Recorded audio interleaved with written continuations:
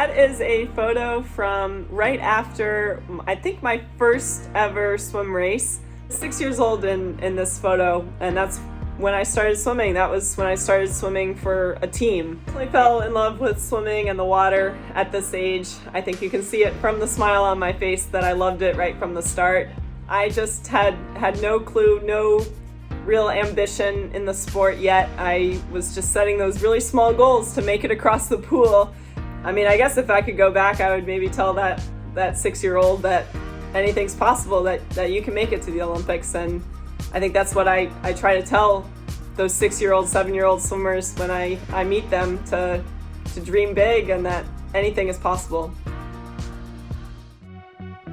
That is my reaction right after I touched the wall at the 2012 Olympics in the 800 freestyle.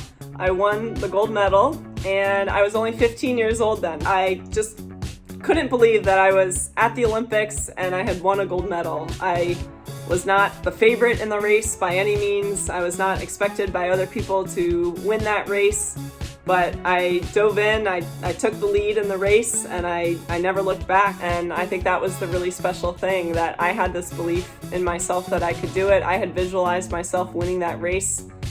And so when it actually started to play out the way that I had visualized, it felt like a dream. It felt like I still had my eyes closed and was visualizing the race. So I have some really clear memories from that race, which is really, really, really special for me. And again, I think having that experience from such a young age was so valuable for me moving forward. Really inspired me to get back to work and continue to be able to compete for Team USA.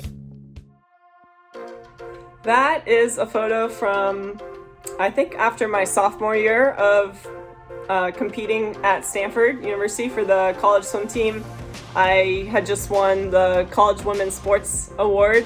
Especially as a female athlete, I recognize the fact that a lot of female swimmers throughout the years haven't had the opportunities that I've had. My mom was one of the first beneficiaries of Title IX. She competed for the University of New Mexico in swimming. It's nice to kind of have that connection with my mom, that we both were able to swim in college and have the opportunities that we've had through the sport. And now moving forward as a professional athlete, it's so great to see so many female athletes have the opportunities that we have to compete professionally for as many years as we would like, because of the opportunities we have now in the professional landscape in athletics. And I think it can always improve. And I think there are so many great discussions these days about how we can continue to improve both the college swimming and athletics landscape for female athletes, but also the professional landscape. I was already back home from the Tokyo Olympics, and it was the day of closing ceremonies. And since I wasn't in Tokyo, I still felt compelled to put on my closing ceremony outfit and take some photos with my medals and with an American flag.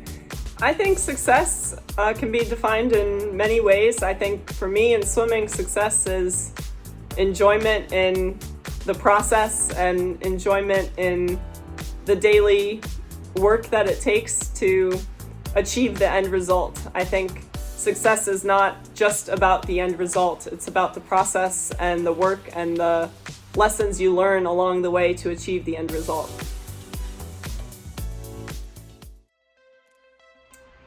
That is a picture of me with a glass of chocolate milk, and I've actually got some milk with me here too.